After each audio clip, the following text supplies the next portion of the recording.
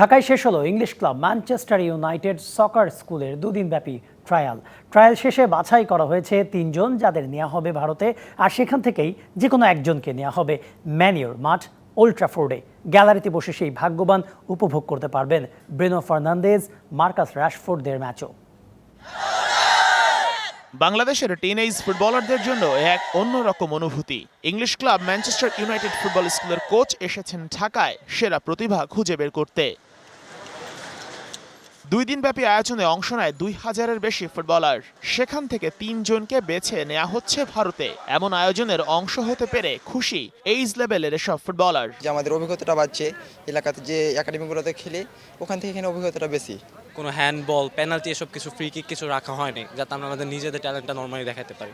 So এটার জন্য খুবই ভালো ছিল। এই উদ্যোগের কারণে আমাদের দেশের ফুটবলটাও রিপ্রেজেন্ট করা হতেছে এবং আমরা একটা সুযোগ পেতেছি ভালো মতো খেলার জন্য। 1, 2, 3 ঢাকায় জমি জিতে নিন 100% ক্যাশব্যাক সহ 20 কোটি টাকার পুরস্কার। ভারতে গিয়ে হবে আরও একটা ধাপে ট্রায়াল। তবে বাংলাদেশ থেকে বাছাইকৃত 3 জনের যে কোনো একজনকে অবশ্যই নেওয়া হবে ম্যানচেস্টার ইউনাইটেডের মাঠ ওল্ড ট্র্যাফোর্ডে। সেখানে ঘুরিয়ে ঘুরিয়ে দেখানো হবে সবকিছু। গ্যালারিতে বসে রেড ডেভিলদের একটা ম্যাচও উপভোগ করতে পারবেন সেই ভাগ্যবান। কেমন হবে অনুভূতি? এখান থেকে ইন্ডিয়া বেঙ্গালোর যাবে, ওখান থেকে আবার একজন। সো ওভারঅল যে পাবে সে আর কি লাকি পারসন একটা আর কি।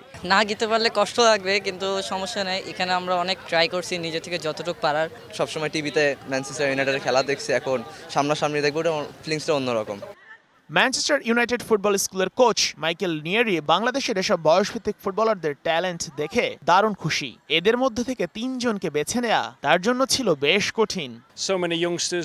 এখানে অনেক প্রতিভাবান ফুটবলার পেয়েছি, এদের মধ্য থেকে মাত্র 3 জনকে বেছে নেওয়া খুবই কঠিন। বাংলাদেশে অনেক ট্যালেন্ট আছে, এদের দিয়ে ফুটবলে অনেক ভালো কিছু করা সম্ভব।